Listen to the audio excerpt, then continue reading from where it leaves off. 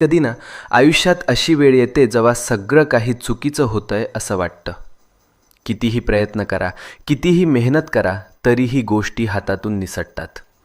आणि मग मनात एकच प्रश्न उठतो, हे सगळं माझ्याच बाबतीत का होतंय?